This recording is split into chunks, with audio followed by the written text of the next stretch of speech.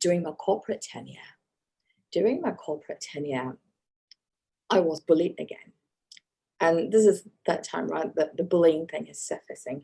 I was bullied again during my corporate tenure, not by one manager, but a few managers. I was told that I was not good enough. I can't speak English, even though I'm conversing in English. And I can't present, I can't speak, my skills are not good enough, I'm not worthy. And I was a global program manager, managing different regions and spearheading projects. Excuse me. And while I was getting great feedback from my peers, from cross international teams and managers, that I'm doing a fantastic job, my managers kept on saying, "You're not getting enough, you're stupid." They picked every single thing I did as a flaw. And it created the shackles, right? It created a very volatile space where doubt started coming back in.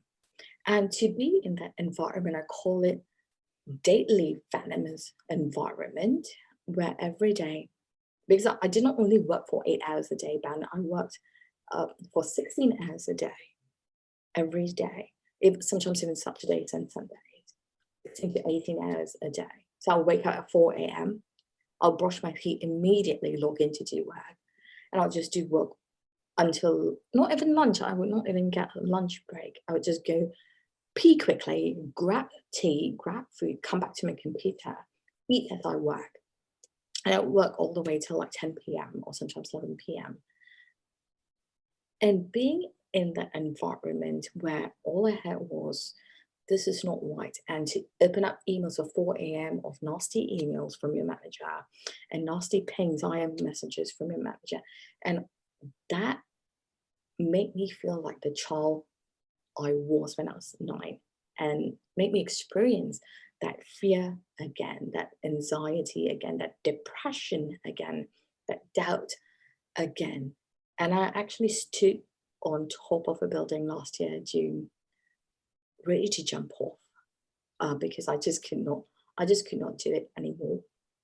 I would wake up at 2 a.m.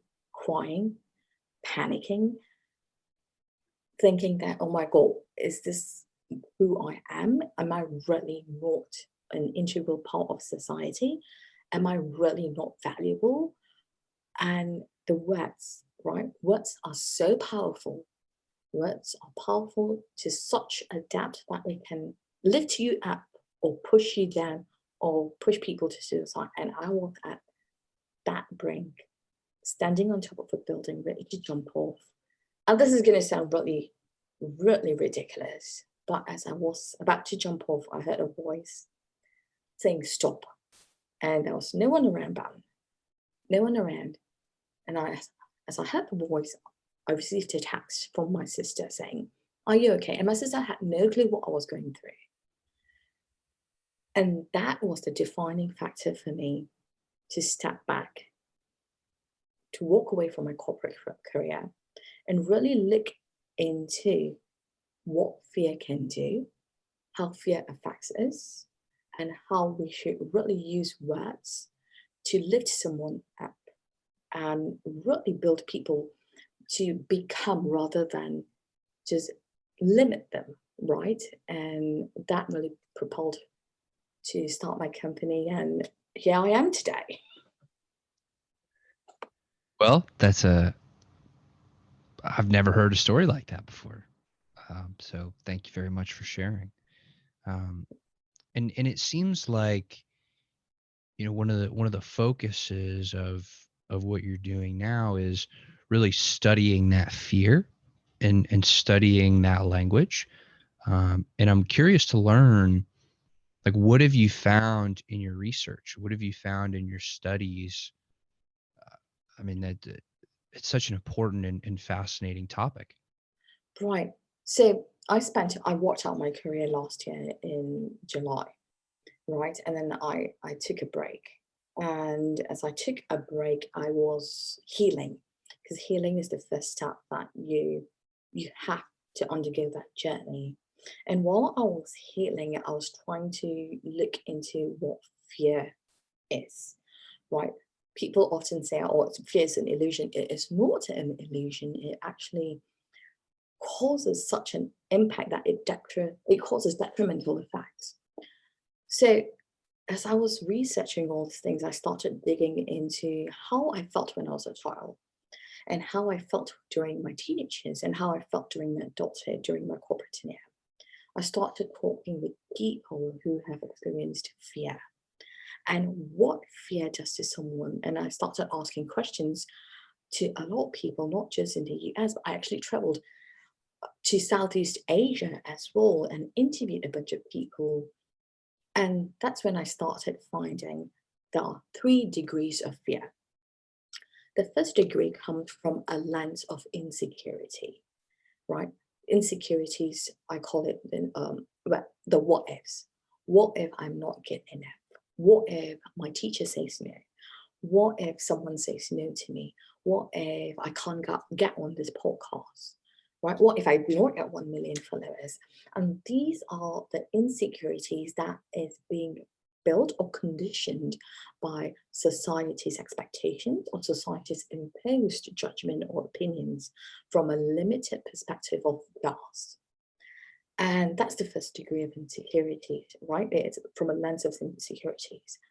That degree, what it does is that it limits us, but it does not push us or corrode us of our right. It limits us to a point where, okay, I can't do this. It just prevents you to taking that step because that's what you've been told all your life.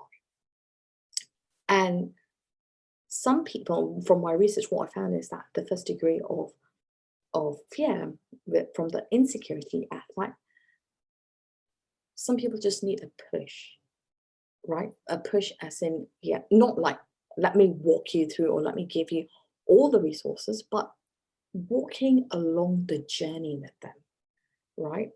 Like imagine being a child and telling your mom, I can't, I do not feel like going out today because I feel like I can't swim today. And your mum asks, why can't you swim today? And you can say, oh, I'm afraid of water. What does your mum do? Your mum would give you floaties, right?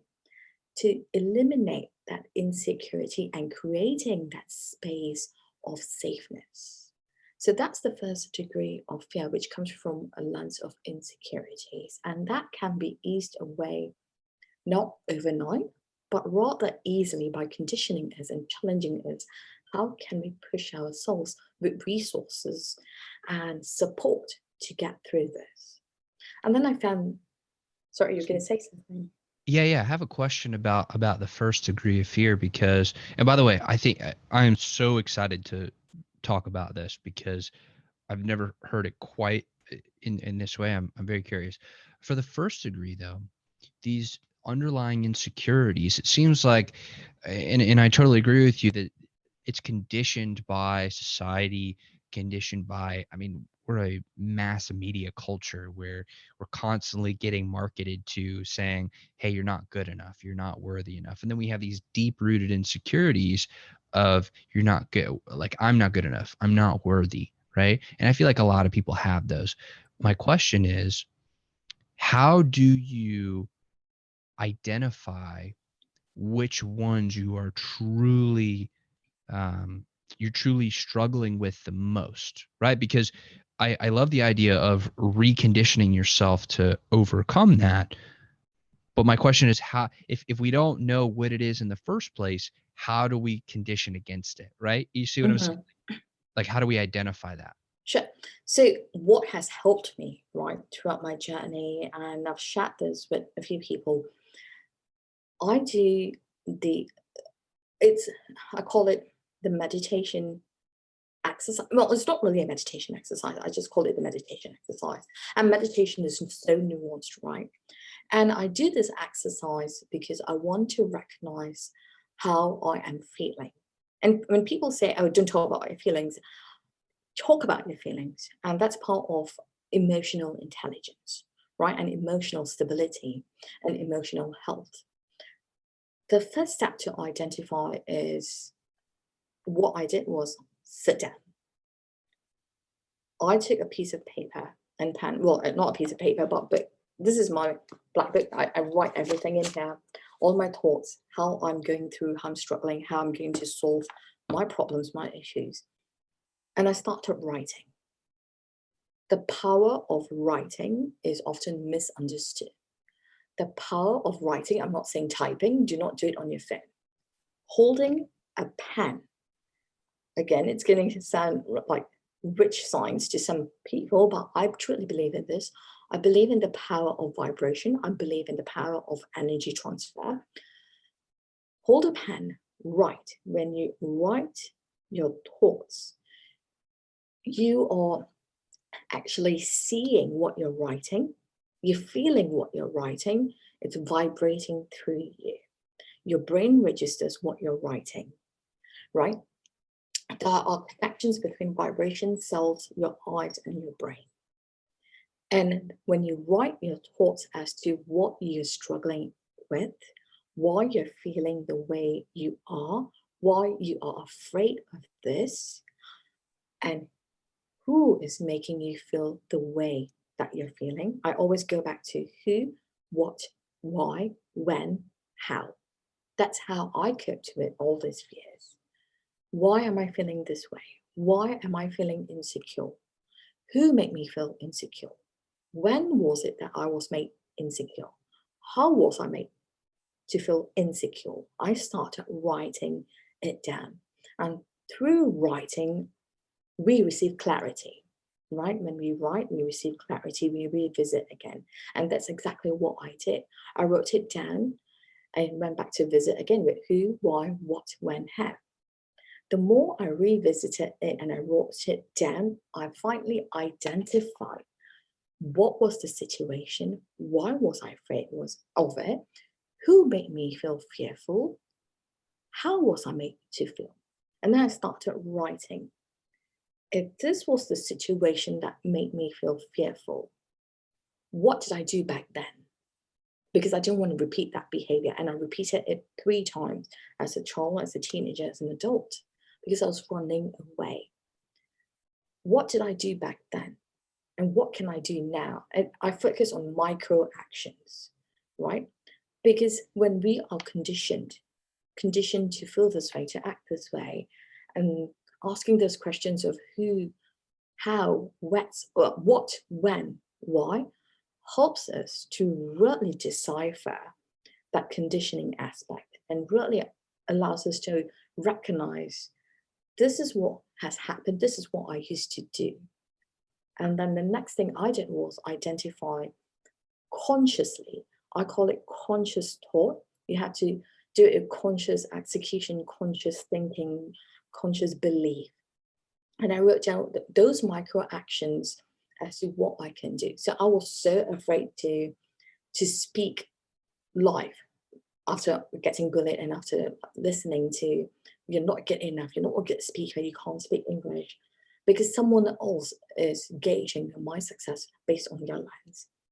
And I started writing micro actions, right? Because I believed that I can speak. And I wrote down micro actions as to today, I'm going to speak or record a 10-second video. Really small, just 10 seconds, but believe me, Ben, 10 seconds will feel like 10 hours. And that's what I did. 10 seconds of just filming a video, and all I said was, hello world, or hello sexy people. Like, bring your true character out. And it's really difficult to bring it out, especially when you've been abused or when your real identity has been suppressed so downright. It's been just hidden way at the bottom, at basement number 30, and you're finding it hard to bring it out. These micro actions or micro thoughts, conscious thoughts, allows you to move that needle closer and closer to not the finish line, but the line that you can cross over to building that confidence back again and reprogramming your brain. Because when you express gratitude, right, when you express gratitude every single day, even if it's one gratitude a day, we notice a change in how we feel, in how things around as manifest. And that's the exact principle I've applied to switching that mindset or behavior to reconditioning as outsource. It needs to come from a very conscious place of mind and heart. I think that's awesome. And as somebody who broadcasts all the time, like I love what I do. In the beginning, it was super hard. Like I didn't know what I was doing and I was very scared and I just kind of winged it. Like it was just, just doing it, just trying it. And this idea of like the micro actions of just taking a little bit, like a tiny step, the tiniest of steps, even 10 seconds. I love that because it's possible. And once you take that first little bitty step, the next one's easier and the next one's Mhm. easier and it gets a little bit easier every single time to where now, like I mean I've always loved these conversations, but to me it's like it's just it's part of me, and so the idea of those little micro actions in order to regain that confidence and rebuild it and to overcome that first level of fear, that to me is brilliant. And I love those pointed questions of really giving yourself prompts to go through and answer specifically in order to identify and like very very specifically locate that fear. I love that. So okay, so that was the very first level. What's the second one? So the second degree of fear, I call it from a lens of restriction, right? Lens of restriction, it combines your first degree of fear and then adds onto a lens of restriction. And this comes from a place where and this is commonly found at the workplace, right? At the workplace or in schools or even in our nation or in different countries, right? Where there's political instability or just war going on. Restriction, what the first question I like to always start with is what is restriction, right? When people impose a law or policy and you can't do anything about it. That's what we are told. You can't do anything about it. And if you do, you will face the repercussions, right? And that's the lens of restriction. So I'm going to use the example of a workplace. So when people show up at the workplace, we are constantly told, again, you can't do this, you can't do that. And a job, right? When you go into a job title, and your manager says, okay, you're only supposed to do this. You can't reach out to anyone else. If you reach out, you will lose your job. If you reach out, you will get demoted. So those are all restrictions. And those kind of restrictions have got deeper, deeper cuts for a human, right? So what happens is that not only you are imposing your opinions on someone, you're imposing these shackles onto them, but you are demoralizing them to a point where they have got no more right. So anything that they want to do or they have got to do, it has got to go through chains of command. So someone is using a place of power to restrict you from growing or from saying or from doing. And that leads to corroding someone's identity. But when it corrodes the identity, it corrodes at a very, very slow rate. The faster rate goes into third degree of fear. And this is the beginning where it goes into corroding your identity halfway, where you can't speak, right? But when you can speak, but in the form of you can't speak at. When you think about identity, a person's identity, right? What is made out of someone's identity? What's the first thing that comes to your mind, Your name. It's right? one of them, but also your beliefs and your ability to speak and to voice your opinions and to not be filtered, to not be, not be filtered, to be able to speak freely. You bring a very great point.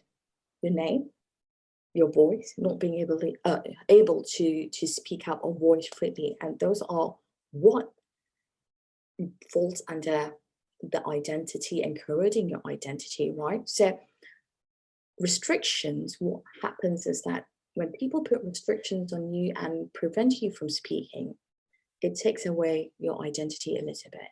At meetings, and I've seen it so many times, and during my research, I've spoken to so many people at the workplace, and I've asked, how do you feel restricted at the workplace where it triggers your fear? And people have said, not just in the US, but in different parts of the world as well. The first thing is being in a meeting at a workplace, right? When they are in a meeting at a workplace and they are about to voice something or they have voiced out, the feedback that they get is, oh, that's not a good idea. That's a stupid idea. It's dismissing someone, right? When you're dismissing someone, you're shutting someone down. When you're shutting someone down, you're saying you're of no value, right? When you're saying someone, when you're telling someone that you're of no value, you're actually saying your voice is not important over here. You are not welcomed over here. And then the other research I found was when people saying that when they voice out, they will not even be acknowledged as a person. They will not even be called, oh, thank you, Ben, or Ben, that's a great idea. They will just be dismissed in such a form, that's a dumb idea. And they'll go around the room where these managers will acknowledge everyone. And when it comes to this particular person, they will not even acknowledge them. Or they'll act as though when this person speaks out, the manager will say, oh, was that Lisa? Rather than, was that Mary? So just kind of like acting as though they do not know your name corrodes your identity, right? Corrodes your confidence. It kind of reduces you as a person who's present at the moment. And that is directly related with your identity. How do you show up in places? So all these restrictions imposed by a person of power falls under the lens of restriction. And that has got direct impact on our identity, on our voice, on our ability to perform, on our ability to even think, right? Or to speak or to articulate. When someone says you're not good enough, it's a dumb idea, you'll be so afraid to speak that your ability to speak would not be fluent anymore. We will tend to stammer, we'll tend to pause a lot, we'll tend to say a lot. So that is how impactful second degree of fear becomes. That's really interesting to note the difference between the first degree, which it seems like is more of our insecurities and societal conditioning, and the second degree, which is these restrictions imposed by our more immediate environment in the direct authority figures that we have in our lives. That's very interesting. So I'm curious because I tend to think very very logically, and for example, whenever I write, I love incorporating statistics and different researchers and professors, and I always like to know about the research.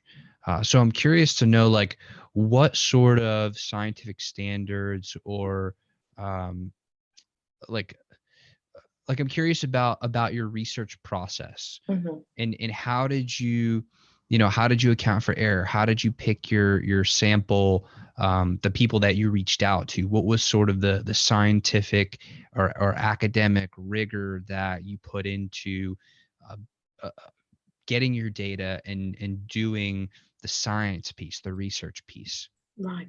So I did multiple types of research. So first was focus groups, right? And because I wanted to capture people's direct interaction and direct responses, spontaneous responses, where I didn't want them to feel that they were being watched. I created a safe space, right? Where I had the facilitator, I had the mediator, I had people, I had a research scientist participate in it as well. Then I used qualitative research and then quantitative research. And and then on top of that, I started interviewing people, right? And when I was researching online as to the fear, like, are there any theories of fear? Or what really triggers fear? And all I could find was mortality rate, right? And I started, even reached out to a professor from my old professor, who was actually a human conditioning professor from University of Wisconsin Parkside. And I started speaking with him, and he started uh, advising me in how to actually go about this anytime I had questions. So, and then I started digging deeper into the different theories that we have, right? Some of the theories is the looking glass self, where we kind of form our identity based on how other people form our appearance, not appearance, our identity. So when a teacher says that you're stupid, you believe that and you take on that. And I started using all those theories, and I started challenging those theories as well as to, if this is the case, how can I challenge this further? So those are some of the ways that I started using my research as to uh, how can I have multiple sources of research, right? I'm not just doing one type of a research where it's just focus groups. I started doing focus groups. But that's why I wanted to have focus groups, to really dig deep into that really qualitative data. And then I digged into interviews, just one-on-one interviews, because when you do one-on-one interviews, that's the real experience coming from people, right? And when you have real experience coming from people, you can't deny that, saying that, oh, that's not valid. So I collected every possible stories I started getting. And then I worked with research scientists and really kind of like condensing it into behavior, thought process, and actions, right? And really analyzing that data. And to support that, I used my qualitative data where it's anonymous.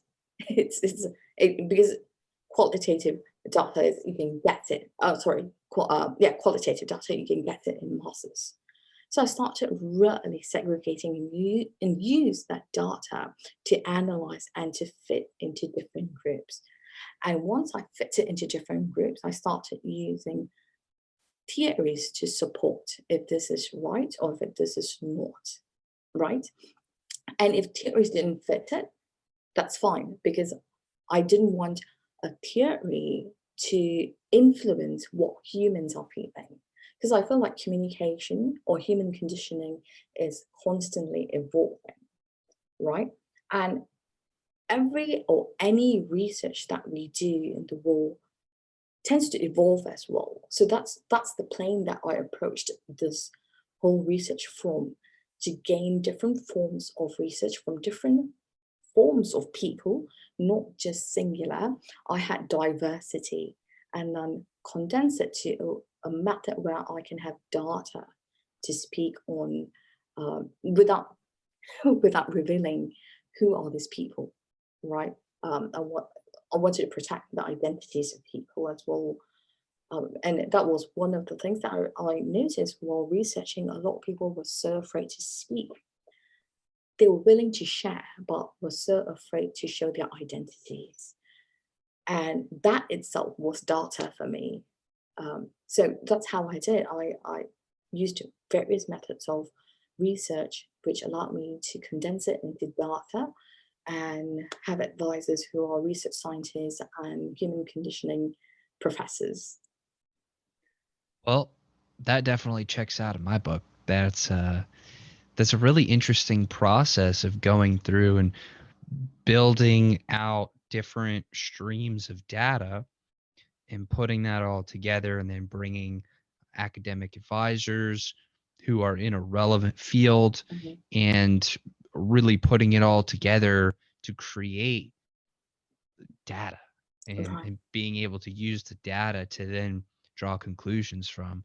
That's very, very interesting. And I appreciate you taking the time to discuss that. So, okay, we talked about the first and second degrees. Let's hop into the third one. I'm curious to know what that one is. The third degree then, which I experienced, right? Third degree of fear comes from a lens of dehumanization. And when I say dehumanization, I want to ask a question first. When when I say dehumanization, what's the first thing that comes to your mind? Um, like prison or a total institution, um, just something horrible, like something that's really, really bad. I mean, I'm also biased because I'm Jewish, and I read a lot about Jewish history, and um, honestly, it makes me think of the Holocaust, also, of just complete disregard for human life and not seeing people as people, but treating people as animals or worse than that.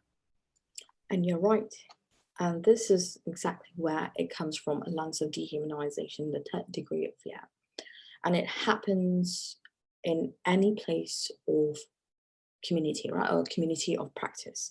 A community of practice is where, anyway, it could be a home, it could be schools, it could be religious congregations, at work, in society, countries. And the lens of dehumanization is the absolute worst kind of fear that someone can experience.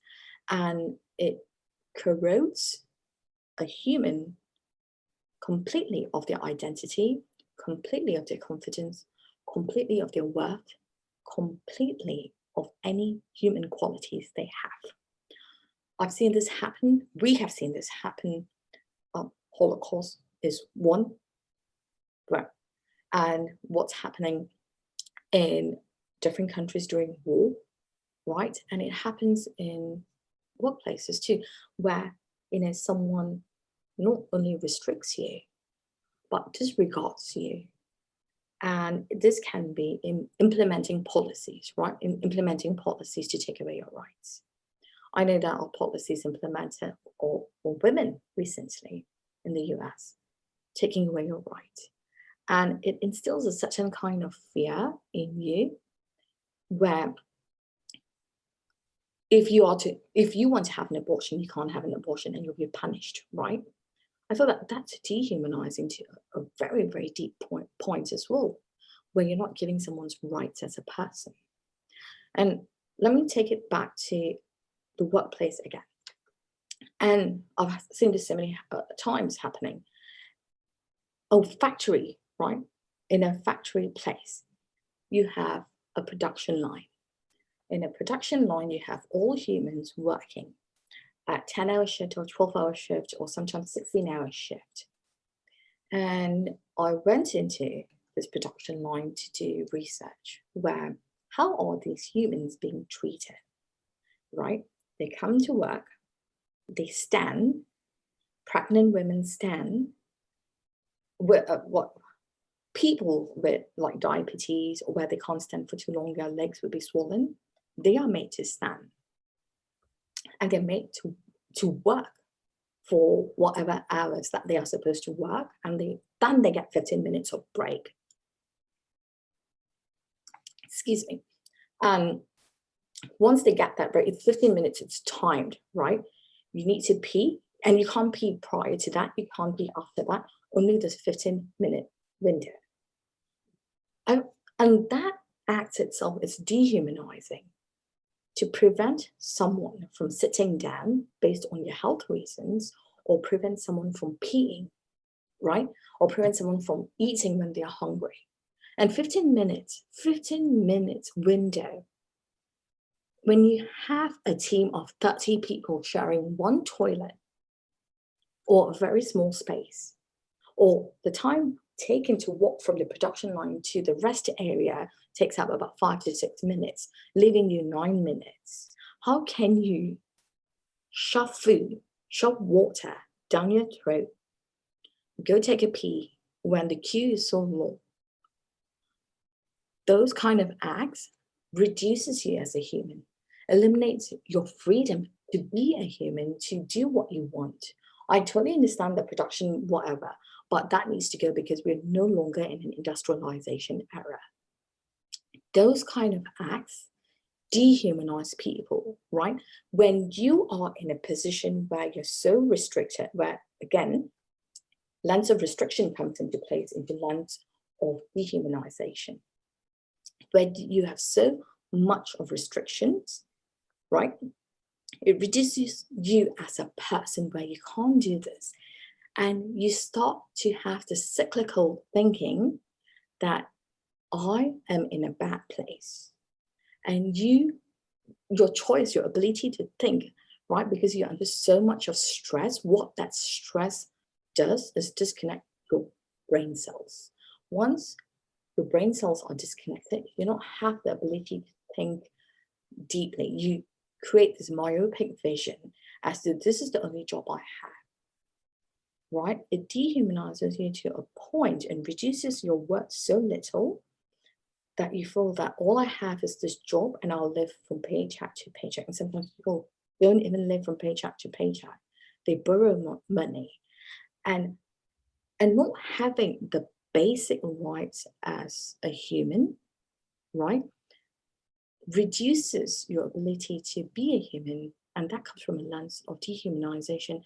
And I've seen people, I've spoken to quite a number of people who are working the factory line, where some people have expressed that they feel suicidal. I've spoken with some of the people whom I've researched it on focus groups or one-on-one interviews, where they undergo depression. People think depression comes from laziness. It is. It's not laziness. Depression comes from a point where you're constantly told no, you're constantly said that you do not have a place in this society, when you're constantly not given resources to be a human, right? According to Maslow's law, we know that we need basic needs, water, food, and then it goes up the law, the hierarchy law. But those things are reduced. Right? We see a heightened rate of homelessness, right? When we see people who are homeless, those are all coming from a lens of dehumanization, where resources are taken away from you, where you are treated as though you're not a human. And when you are reduced to that level, your confidence is no longer there, your voice is no longer there, your identity is no longer there, your ability to have hope is no longer there. When you do not have hope, you've given up. When you've given up, you feel like there are no options. And you feel like I am stuck in this position. Some people go on with being stuck, or some people turn to suicide, turn to drugs, turn to alcohol.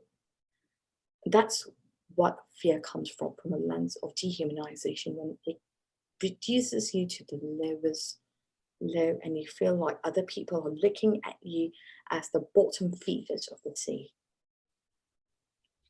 So I think this is fascinating research, and it just makes me think about something that I don't know the answer to.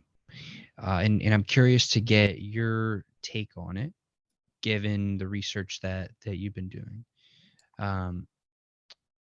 But this idea of being in this state of dehumanization and not having any resources, not having basic rights, not having, on Maslow's hierarchy of needs, that very first rung of the ladder.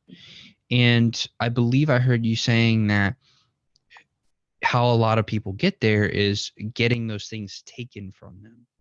And I'm curious to learn your take on the idea of having to take control of your own destiny, right? Because I feel like we are all in control of what happens to us in life. Right. And we may not realize it at different points on our journey, but I believe we do have the ability to take control. At the same time, I'm a little conflicted because it seems like, well, there are situations where somebody will come in and take something from somebody else. But and it's like, okay, well, the one person's being the aggressor, but the other person, their actions put them in that position.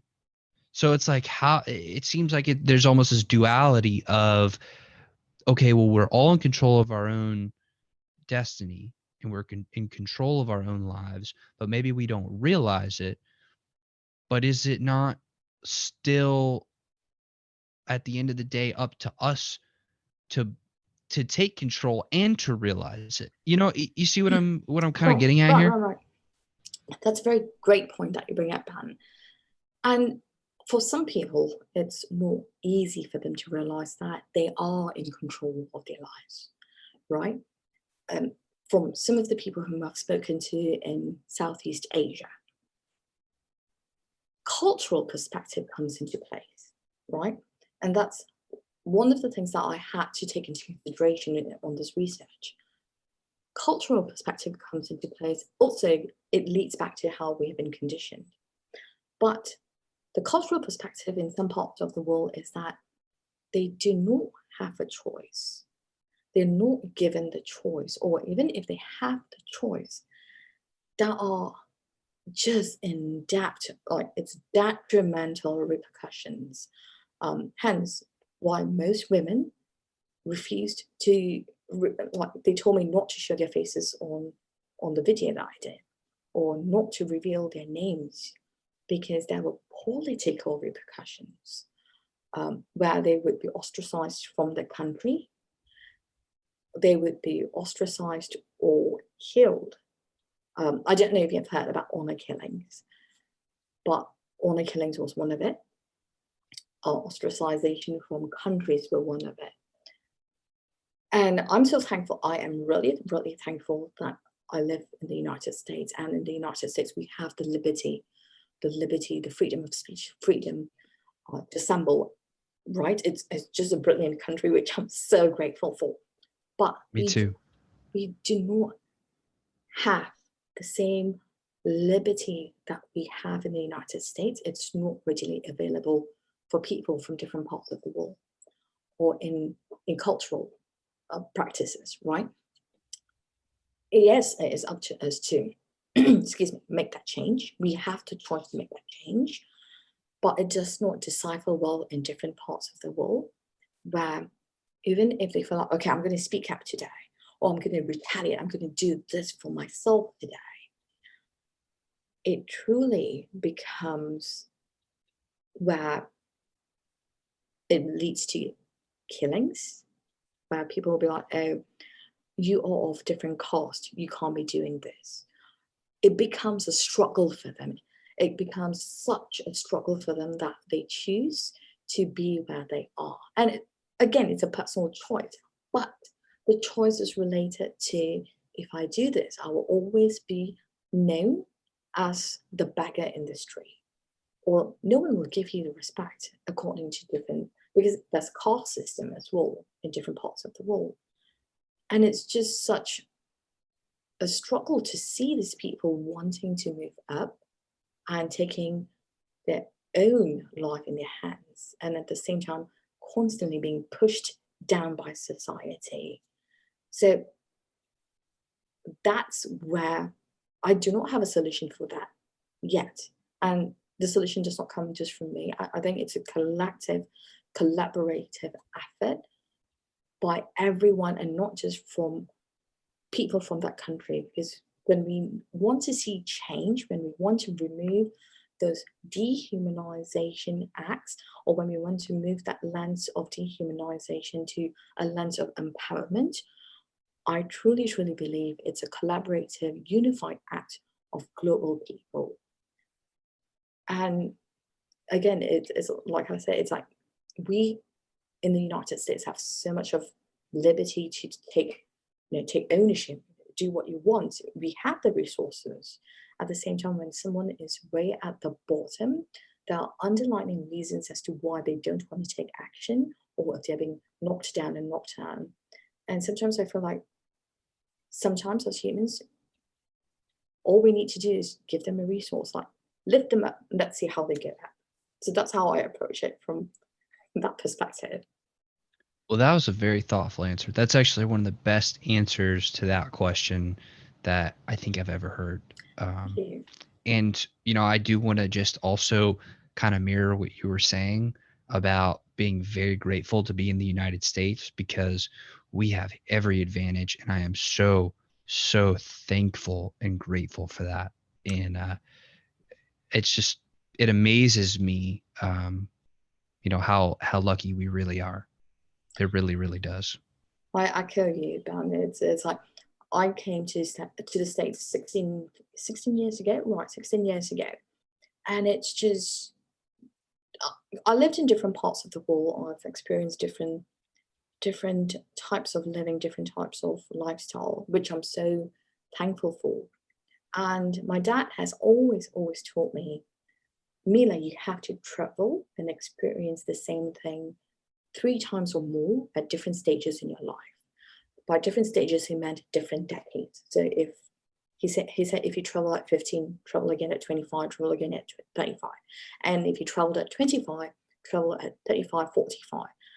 And you have to do that, apply that same concept when you approach things 3 times at 3 different decades in your life. And the reason why he said that is because we have to learn the same thing, readapt, because our personalities change, our characters change, our perspective changes, our tolerance to accept, tolerance to reject, tolerance to become, everything changes. At the same time, he said that that situation or that country or the people in that particular country, they evolve. And he said the familiar becomes the unfamiliar.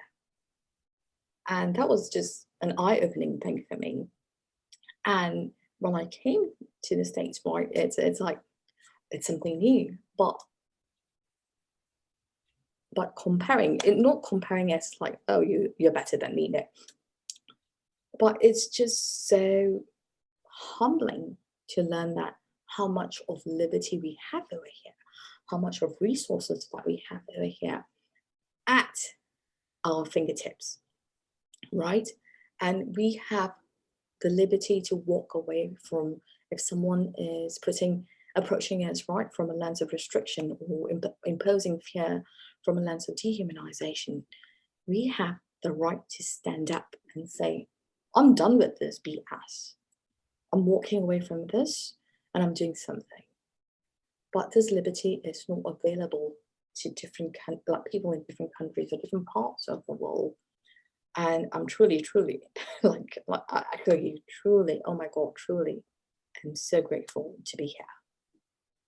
That's wonderful. Well, Mila, I want to thank you very, very much for coming on the show today, and talking about your research and your work and sharing your story.